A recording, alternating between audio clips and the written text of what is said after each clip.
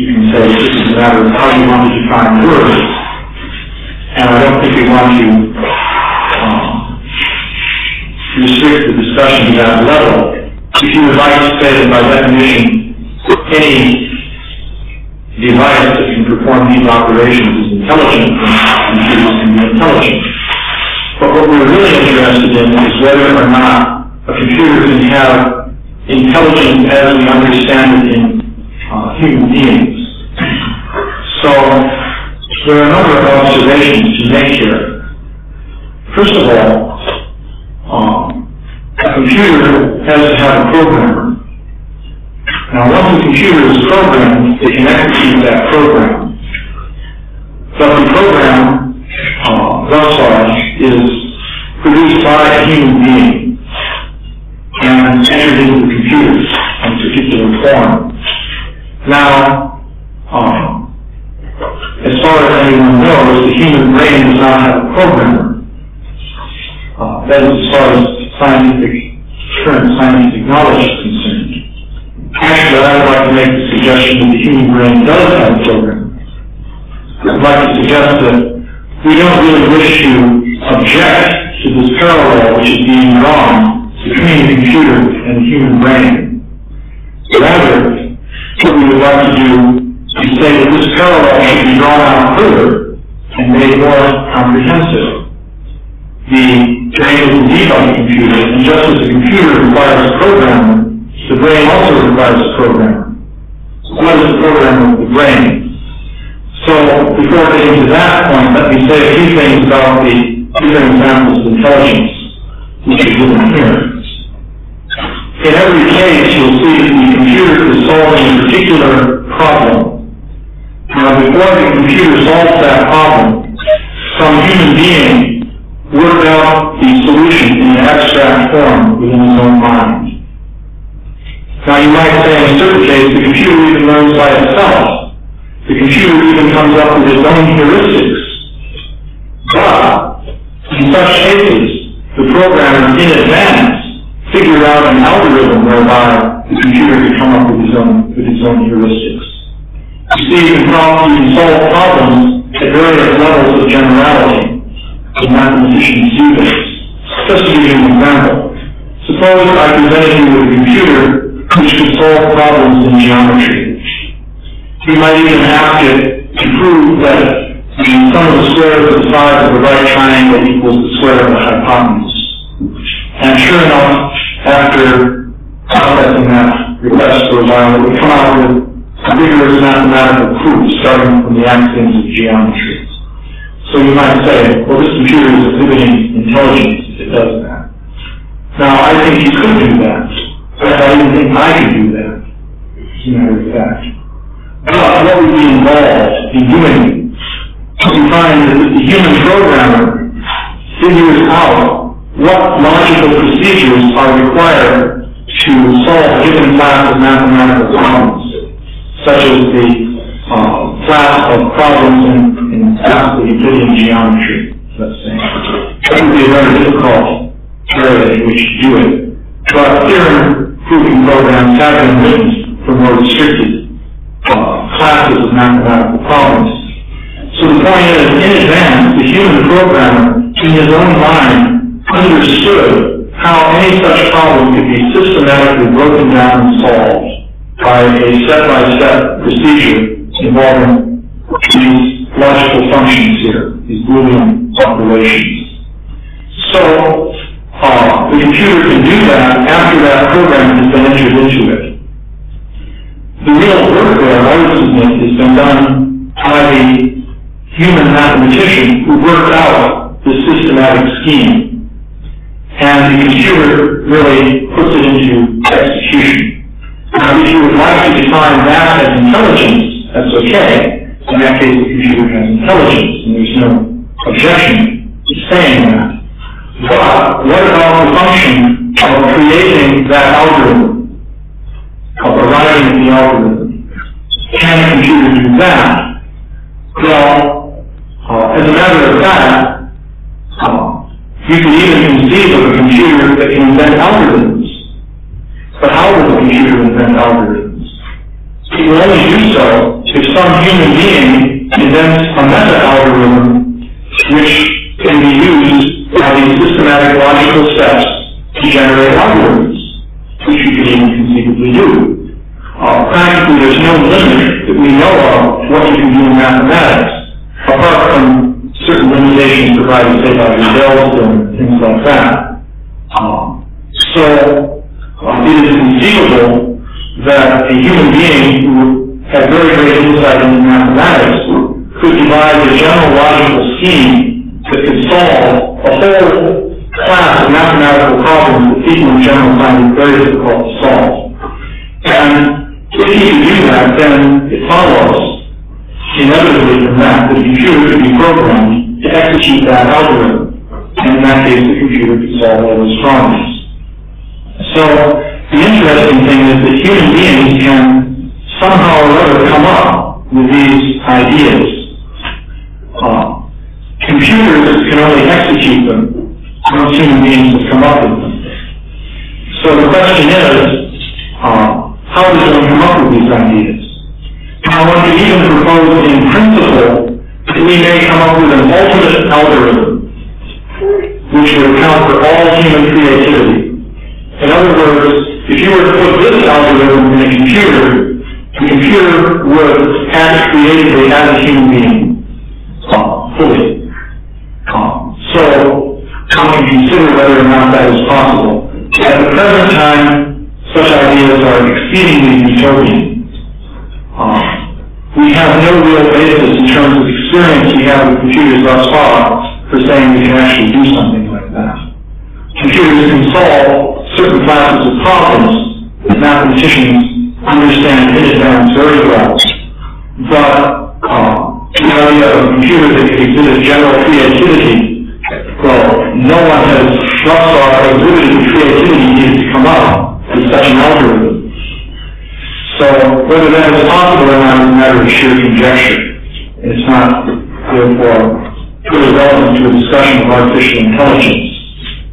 Śrīla Prabhupāda, of course, gave many times the post-dated blank check argument, namely that it is not valid to say, well, in the future we will do a particular thing. He was interested only in what people can actually do at the present time.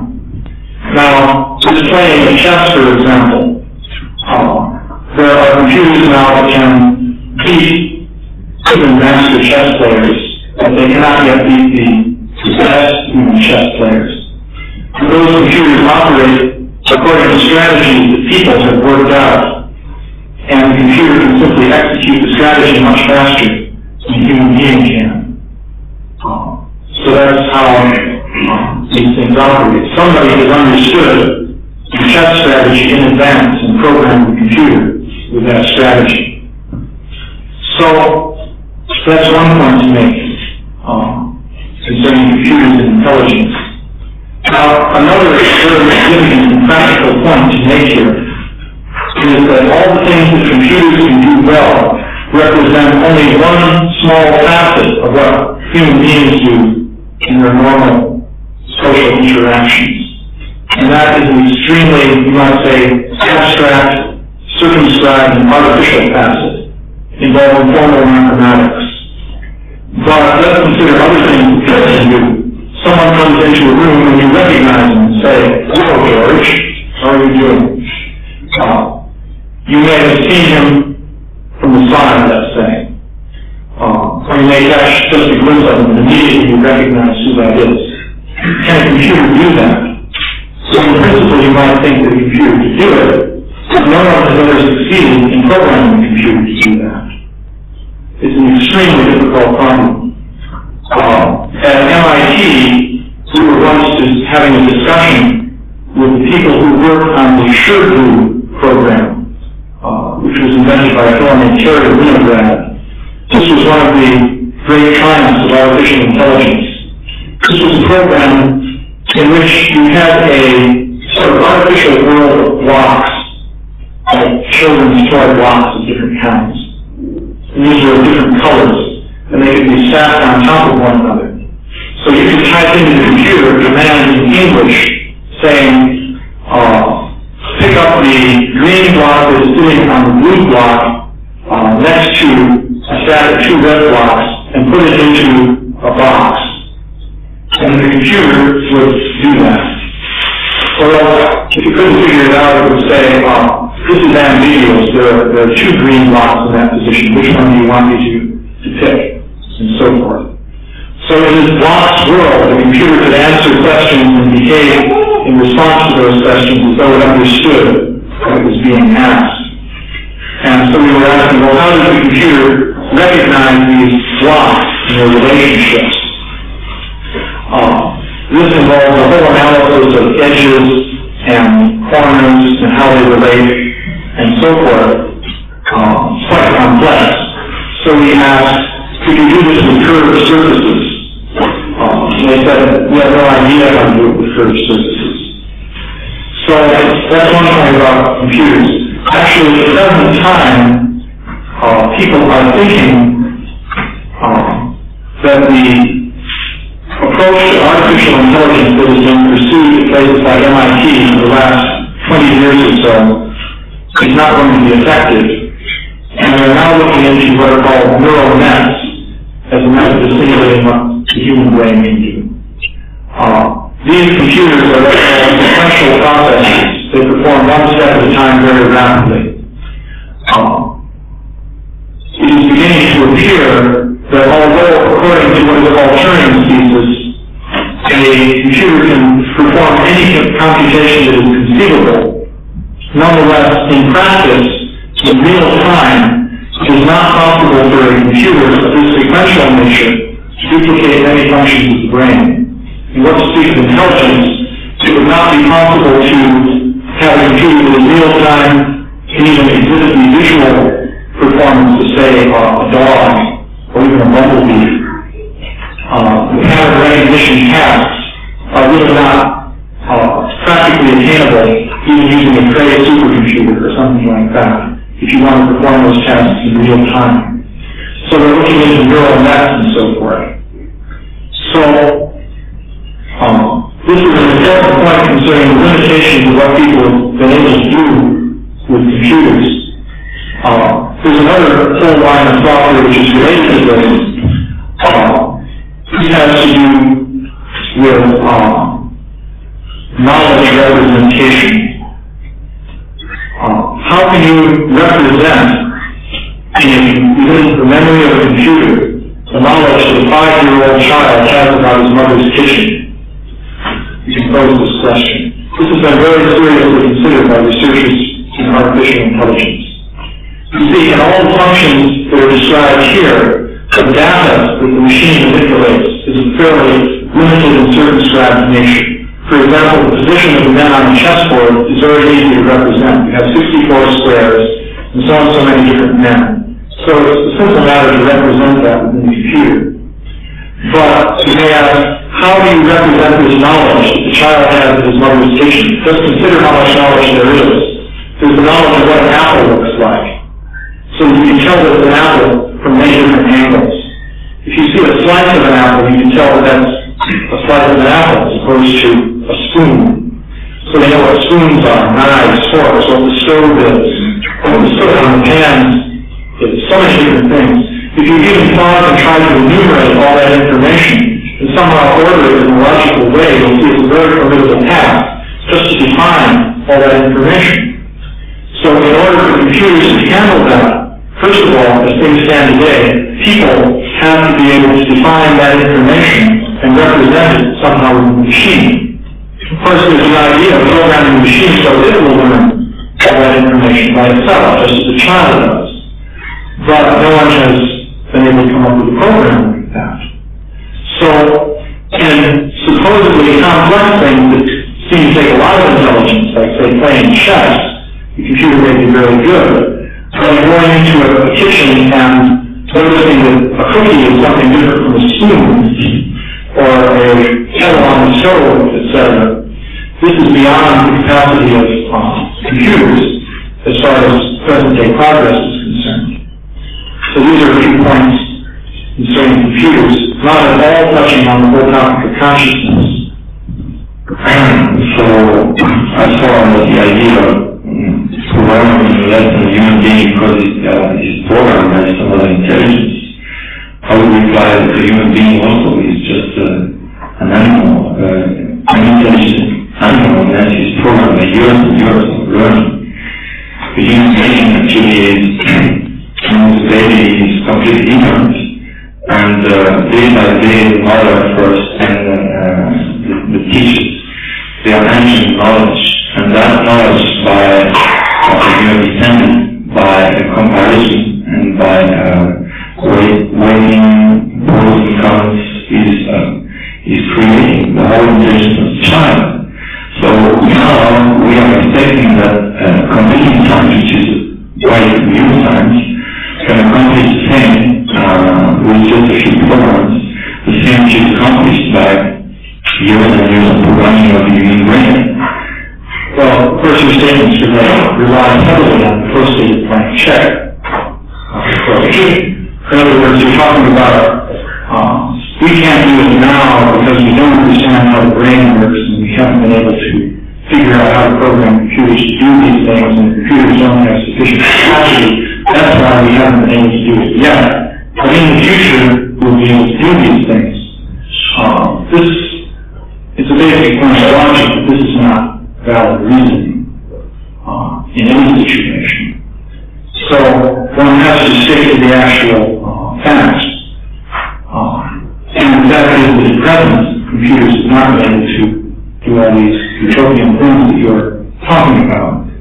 Now, concerning programming, you started out with a fallacy by saying that human beings are being programmed throughout their childhood development, through the educational process and so forth. Of course, this is the popular dāsa idea of the human being. But one has to distinguish between this and the programming of the computer. Because in the programming of the computer, the programmer is truly being the top of the dāsa. He has a certain set of instructions that he can work with, that is supplied by the computer language that he is using. In terms of those instructions, he has to figure out within his own mind a logical set of steps which will cause the computer to do the desired task, whatever it may be. Then he writes this down, enters that in the computer, and executes it. And if he has worked out his ideas correctly, then the computer will perform in the desired way. We don't do that when we educate children. We don't do anything like that. We talk to them, we explain ideas to them, somehow they understand. Or in some cases they don't understand so well. But whatever is going on in their minds is a complete mystery to us, actually. No one understands what's going on in the mind of a child or any other human being when you teach them something. And no one can really explain why one child understands it very quickly and another does not. And in any case, certainly no one is understanding how the neurons are put together and seeing that, well, if we systematically reconnect them in this way, then the brain will produce the following functions, and so forth. So it is quite incorrect to suggest that the word programming as applied to computers similarly applies to human beings. That would be a misuse of language. So, in actual fact, we see that human beings are very far from being a tabula rasa. And many things that human beings come up with cannot be accounted for in terms of their education. This includes computers themselves. I think it's fair to say that there's nothing in the education of John Norman which would account for the fact that he created the idea of the general purpose digital computer. Or in the life of Alan Turing, who did the same thing in India at about the same time. Obviously, there were many other people who had a similar education to these men, and they didn't invent computers, or perhaps didn't invent anything in their entire lives. So how do you account for this inventive process? It's something that one should at least consider with their own minds. Now, as to what computer algorithms are able to do, in fact, we don't yet see computers that exhibit this kind of inventiveness. And even as you say a computer discovers a law, you can be sure that the programmer understood that that algorithm was such as would lead to the revelation of that law. Sure. You think the programmers are so stupid? No. They can understand the sort of thing that the computer can come up with.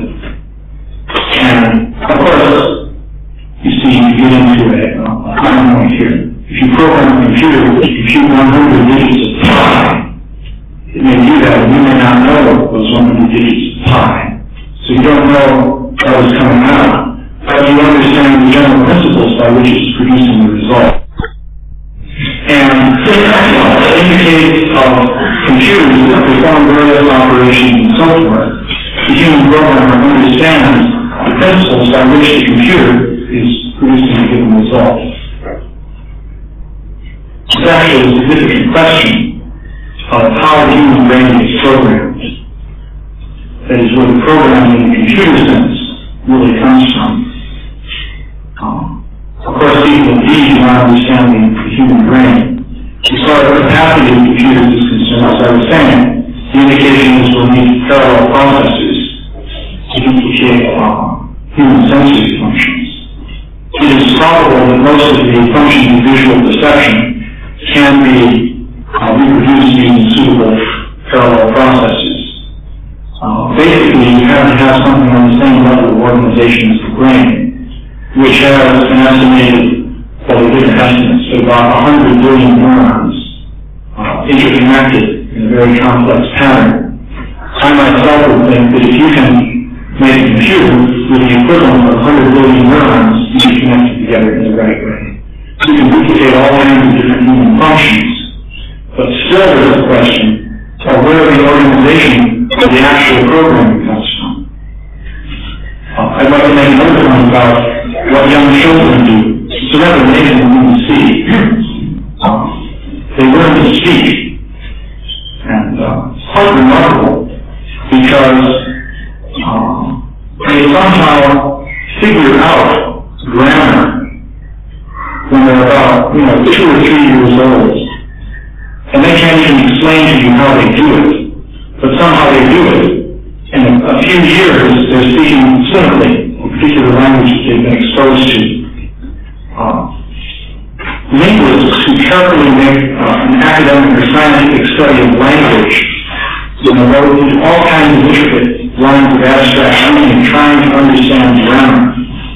But here this child just picks it up. It would be very interesting to program a computer that could learn to speak. I personally think that in principle you might even do that. But I'd like to see you do it without understanding the basic principles of how a child learns to speak. Stats in the dark generally don't work in the area of computer programming. There's a standard saying called ego. You know what I mean? So, garbage in, garbage out. Which describes what happens with computers.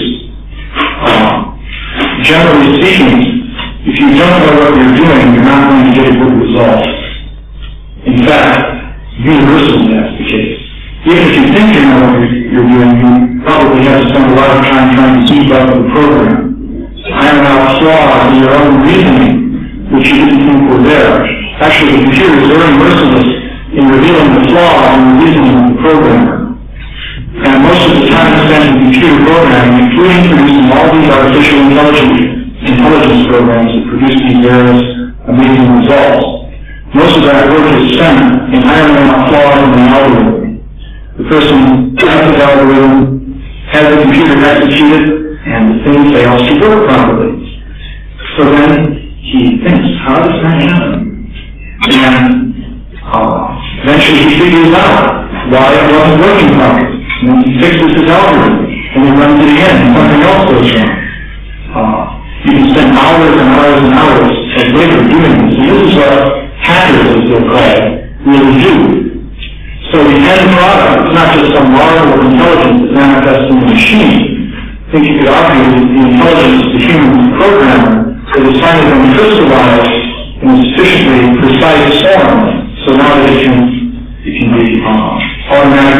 executed by the computer. But we don't yet have computers that can do this programming with colors. And it's a bit utopian to say, well, once we come to the development of nanotechnology and we can produce switching systems on the level of protein molecules and so forth, then computers will acquire these capacities.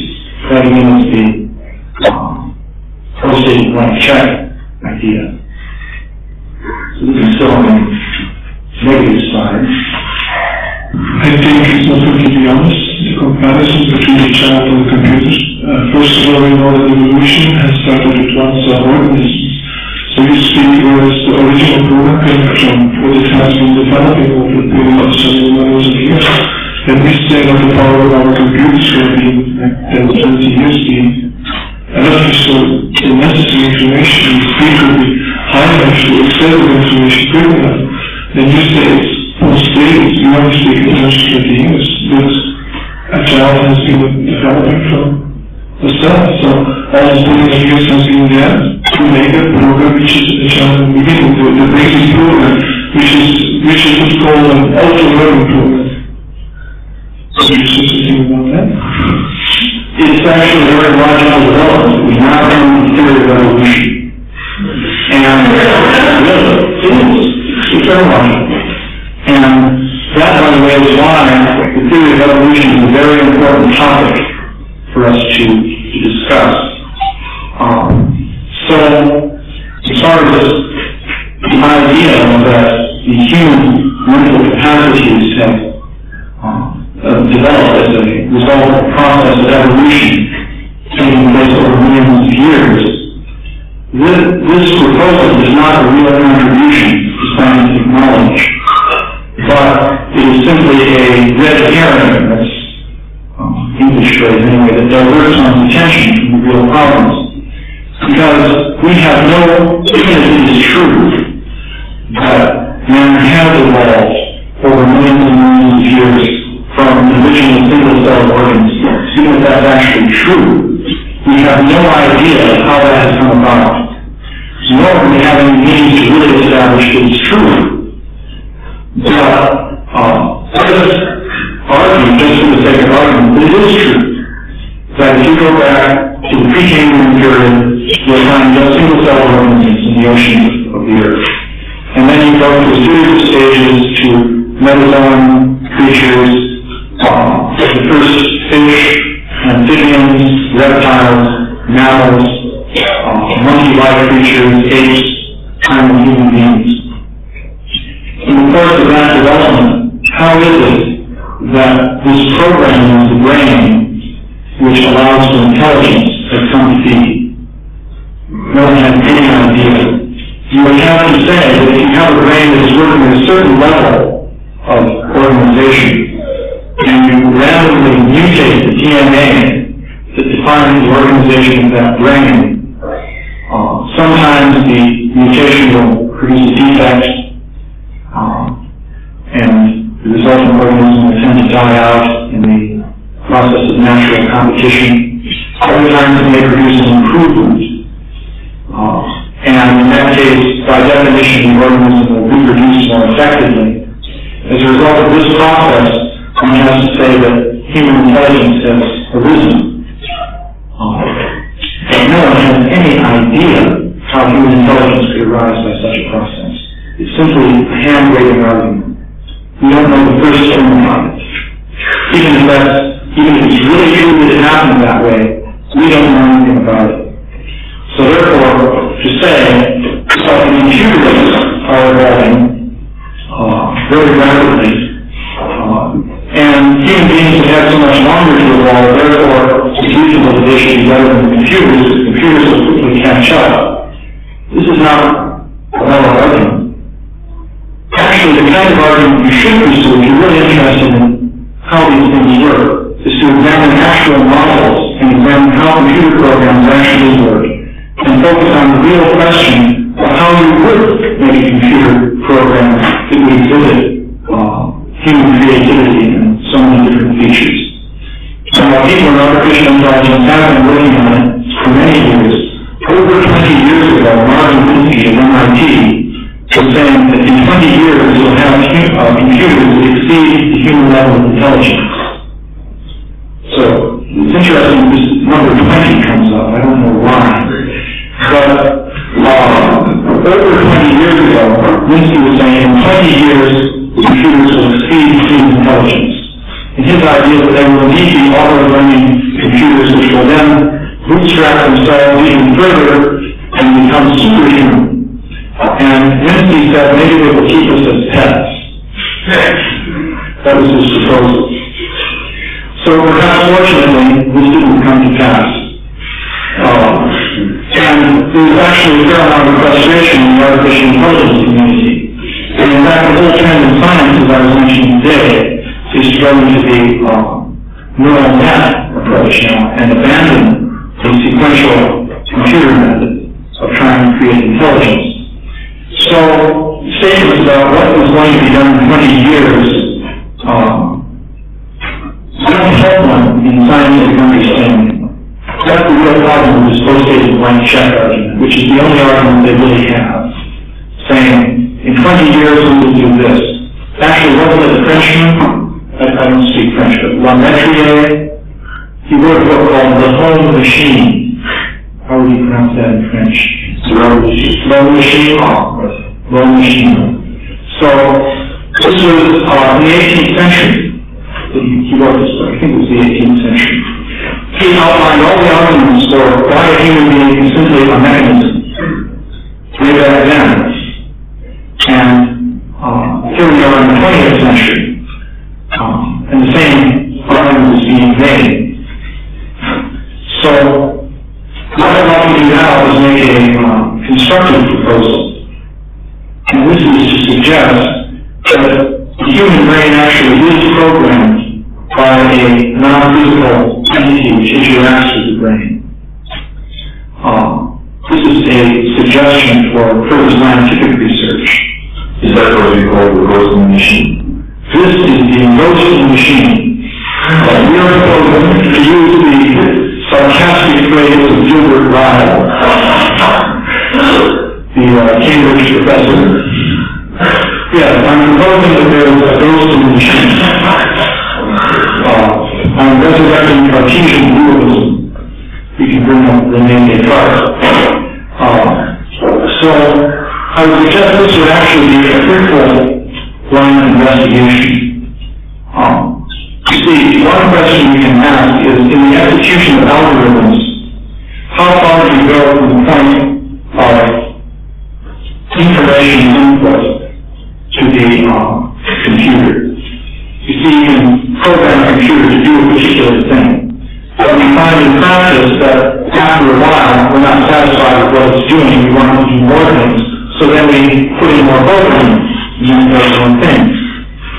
So, in the execution of different human functions, you can ask, how long is the sequence of steps involved going from the point where information has to be reintroduced in order to keep the human entity going?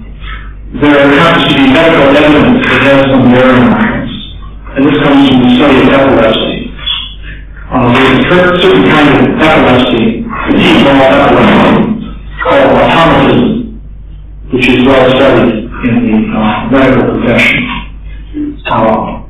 This involves a chaotic discharge of nerve impulses in a particular part of the brain, which is usually set off by some injury, which is there in the brain. It's a sort of avalanche effect. Just like rolling a snowball down a mountain slope with a lot of snow, it goes up more and more until you have a huge avalanche. This occurs in the brain and can cause epilepsy. In some cases, the result is the avalanche affects the motor regions of the brain, and this causes violent muscular contractions, and the person goes into convulsions. And there are other cases where the epileptic discharge affects a certain region in the midbrain, and the person becomes what is called an automaton. It's very interesting to see how the person behaves. A person who goes into this state of automatism, say at that time be walking home from work. He walks all the way home. He stops for traffic. He responds appropriately to lights and signs. He exhibits ability to be, and so forth. But if you go up and try and engage in conversation with him, it's like talking to a zombie. It's been known to happen that a person may have an epileptic attack of this kind, say, while playing the piano. The person keeps right on playing, but something goes out of the playing of that person. The music becomes mechanical. There's one case of a child who was practicing piano lessons, who had this epileptic problem. And the mother would sometimes notice that her playing changed in a subtle way, only sort of meaning and feeling out of it, even though she was still playing properly. And she could tell that now she's having one of her attacks. So, one could suggest, in fact, this was suggested by a neuroscientist named Wilder Penfield. But what we see here is the distinction between what the brain really can do as a computer, or an automaton, and what the brain can do when it's getting input from some other source, which I would propose to be the non-physical mind. This is a hypothesis, but at least it's something that you can think about. It can lead to further fruitful research. So the suggestion here is that, in fact, the brain automaton can do quite remarkable things. It can even cause the body to walk home through traffic, crossing different streets and so forth, appropriately. But it lacks something. It doesn't be able to interact with us in what we would call a really human fashion. So we want to propose to follow a model that the brain really is like a computer that performs marvelous information processing tasks, but it's a special purpose computer that the mind is using in order to guide and program the body. And there was even a conclusion from this useful for devotees. Namely, that the brain automaton can chant your rounds for you. It's really a serious proposal. It reminds you somewhere else. That can happen. Because, in fact, when we're inattentive to our rounds, we're thinking of something else, and the voice is going around chanting our addition, all the syllables are there, and so on. That's the brain automaton. And the brain automaton doesn't make any spiritual advancement because it's a material system. Meanwhile, the soul is focusing on different subject matters, quite far removed from Krishna. So it's just a practical suggestion based on this idea. Yeah, before I get to prove that or demonstrate that the mind continues unchanged, even in cases where there's gross damage or permanent or temporary damage to the brain. Well, the whole study of brain damage is very interesting. And this, of course, has bearing on the topic we deliberately avoided thus far, namely consciousness. For example, a complete hemispherectomy, that is a surgical removal of one cerebral hemisphere, can be carried out under local anesthesia, and the patient is conscious during the entire operation. This is actually done, or at least it may seem. So you can remove half of the person's cerebrum, and his consciousness isn't affected when you do it. Of course, when the person recovers from the operation, he's what's called hemiplegic. One half of his body won't function. And it may be that he's what's called aphasic. He loses the power of speech. But if he does retain any capacity to communicate through speech at all, sometimes this capacity is there, but it's greatly impaired. He will announce that he was conscious during the whole thing. He's still conscious now. But now he's feeling very frustrated because when he tries to speak, it won't work. Just to give you an example of what some people go through in this regard, there was a Russian soldier who was severely wounded in World War II and recovered. He lost the power of speech, but he was still able to read and comprehend.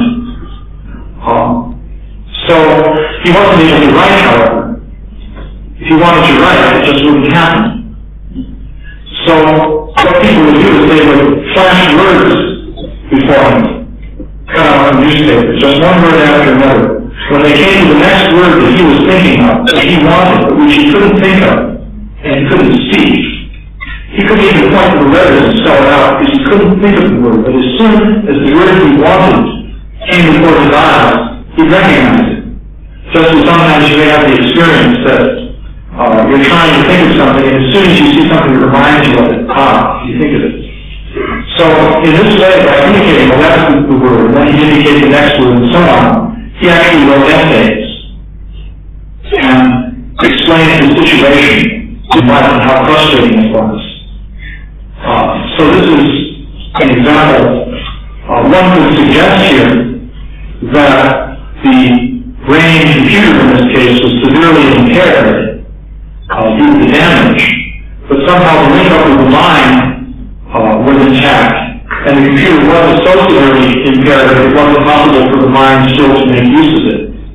At least one can suggest this might be a fruitful line of inquiry. I'm not saying that anything I've said here proves that, but I do suggest that rather than saying, in 20 years or whatever, computers are going to do all these marvelous things, when in fact we have no idea how to do it, it's worthwhile considering some alternative hypotheses, especially considering the fact that people have thought very carefully about how to make a computer that can learn in a flexible way like a child, and people haven't come up with the right insights yet. Even if it's possible to do that, we don't have the insight as to how to program a computer to do it. It's easy to get a computer to store data. You've got a computer that stores lots of data. It can easily know many more shortcuts than you do, right? Sure. But how to get the computer to exhibit human intelligence and human knowledge, we haven't thought how to do it yet. So, at the present stage of our knowledge, it's worthwhile considering some alternative hypotheses. Scientists should be more open to the total range of data that's actually there and available for them. So that's something I can suggest without even bringing in other data, which scientists tend to neglect, such as the out-of-body experience data, which is very interesting. And I suppose I may as well mention it because if we're seeking the data, we may as well consider what is there. It seems to me to be quite a scientifically respectable example of this. There's a doctor, William Sagan, who's a cardiologist. His practice has mainly been in Florida, and he was attached to the Emory University Medical School at one time. So he was told by a colleague of his about a book by one Raymond Mooney, called Life After Life, which recounted incidents in which a person had a heart attack and was resuscitated by the doctors, and then reported that he had traveled outside of his body and experienced different things. So a book of case histories of this sort was published. So when Sagan heard about this, he was extremely skeptical, and he thought that these stories probably represent hallucinatory dreams that the person had either just before or just after the attack, related to the anxiety of having a close brush with death. One might say that because one realizes one is actually dying, one begins to imagine how one is separate from the body or something like that. So he thought there's some explanation like this that will account for these things. So, under pressure from his colleague, he began to interview his own patients. So he had many case studies from his own practice, in which he knew the exact medical procedures that were carried out while the person was unconscious. And not only unconscious, but with a heart that was not beating, so no blood was circulating to the brain. So he would interview the patients who reported out-of-body experiences and ask them to explain what was going on during their resuscitation. He found, to his amazement, that a significant number of patients were able to give very detailed descriptions of exactly what was going on. and the procedures are not identical in every case. There are many different things the doctors can do. They do them in different orders and so forth, depending on the particular case. So they were able to give accurate accounts of what happened when their heart was actually stopped, and had been stopped for at least a couple of minutes, because it takes time for the nurse to see the person setting an attack for the doctors to rush into the intensive care unit and start applying the machine they use to resuscitate the person, and so forth. He found that none of the patients we interviewed made any serious mistakes concerning what had happened. Some of them were quite vague, but none made a serious mistake, and many gave considerable detail. As a test, he interviewed all series of patients who had not had out-of-body experiences. We call these seasoned cardiac patients, who spent a lot of time in hospitals and have a reasonable opportunity to acquaint themselves with the medical literature. And also, since they had a serious heart condition, naturally they were interested in those things. So they had every opportunity to acquaint themselves with what happens in cardiac resuscitation. He found they tended to make serious mistakes about the procedures in their accounts, also when the accounts were vague. So he came to the conclusion that it would appear that some kind of mind activity is going on, which involves sense perception and storage of memory.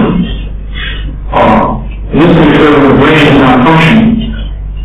And he considered many alternative explanations for the whole list of temporal lobes, epilepsy, hypercardia, hyperoxia. There's a whole list of explanations that you could use to try to account for this, and it is looking pretty systematically mature. So he became convinced that it appears that there's some non-physical thing that can, it has senses and memory and intelligence. So that's interesting evidence that has bearing on this whole issue. So one can suggest that artificial intelligence people, again, it's all well and good to think of the brain as a very remarkable computer-like information processing device. Maybe there's also a program with that brain. Maybe it's more like the automatic pilot of an airplane, which carries out functions in the airplane, including even navigation, so as an aid to the pilot, and knowledge like that. His computer came from and everything was led to create something. I think it could such a non-physical being be affected with such a computer and actually start to act. Well, one wonders if that may be the fate of Marvin-Minsky. I don't know. You see, for that to happen, the subtle mind would have to interact with the electrons of the computer somehow. Now, there's a question then of whether there really is a subtle mind that is programming the brain computer mechanism, and how does that work? How does it actually interact with the operations of the neurons and so forth? Well, that was, of course, one of the things that I was discussing the day before yesterday. That these different considerations regarding the law of physics do suggest a way in which a non-physical mind, something by non-physical here I would mean, by definition, more subtle than the ethereal element, just to nail down the term, precise definition. How a non-physical mind could interact with the nervous system and program the brain. So this also, by the way, is something that scientists could research. For example, this professor I met from Shanghai, China, was thinking along these lines himself. He was thinking that these manifestations of deterministic chaos in his models of the glial cells suggested to him how the mind might interact with the brain. So that's something that conceivably could even be investigated, although admittedly it would be very hard to investigate it. But it's a line of fruitful scientific research. One can even think of experiments there that one could pursue. Yeah? As far as the word that has been used intelligence is seven billion is a question of definition. We have some definition, but the activities of intelligence and the activities of the mind is supposed to be the source of feeling, thinking and learning, and the intelligence is supposed to discriminate between what is supposed to be good and bad. And then, if we go to spiritual intelligence, it's supposed to discriminate between what's spiritual and what's material. So when we speak about artificial intelligence, we've been speaking to man about probably work on the calculation, starting, prediction. We would rather pertain to the thinking thing. The start of data would be also in the mind, and the function of intelligence itself would be the discriminating factor of what is good and bad for the system in a certain condition. So this intelligence as such, putting it aside any consideration of thinking of data, of memory, which isn't as such not needed. In other words, whatever set of mind, mentality, personality, the principle of intelligence of discrimination between two situations doesn't depend on the set of experience from the entity, but on the prevalent desire to analyze what is right and wrong. Well, you define intelligence as discrimination. So we can think about that for a moment. We have the human mind as a post-dated blank check that always crops up. We can certainly program a computer to discriminate between different situations. For example, you can make a computer program very easily to discriminate between a circle and a square. Just to give a simple example. It's practically trivial to do that. So you can say, well, that program exhibits discrimination. Then you can even program a computer to control a robot in such a way that it would make discriminations within the context of its environment so as to avoid some kind of danger. It's conceivable that you can do that in some particular situation. There would be no real problem doing it. So, but now you're talking about discrimination involving ideas of right and wrong and so on and so forth. You see, there you come into an area where you simply go beyond any of the knowledge or insights of people working with computers. So one can wave one's hand and say, yeah, in 20 years we'll do it. But no one has any idea at the present time, first of all, how to represent, let us say, the state of mind of the individual, which forms the basic framework within which the discrimination is being made. For example, if we want to represent circles and squares, that's easy. You take a grid of ones and zeros. One pattern of ones and zeros would be a circle, in other words, would be a square. But how do you represent the different things that are there in the human mind involving feelings? For example, how do you discriminate between lust and love? Just to give an example. That's a significant question. It even has very significant practical application. When is it lust and when is it love? How for a computer do you represent what those things are? We haven't the faintest idea at this time. So, one thing one can propose for the advocates of artificial intelligence and so forth is they should also have a little bit of humility concerning their own limitations. One should advertise and boast about what one has actually done instead of just waving one's hands and saying, yes, in 20 years we will duplicate the human being, therefore you are all nothing but machines, and so forth. And of course that is something that we hear. Artificial intelligence is used as an argument against a spiritual understanding of what a human being is. That's how Alan Turing originally used his imitation game. He was very much concerned with showing that a human being is nothing but a machine.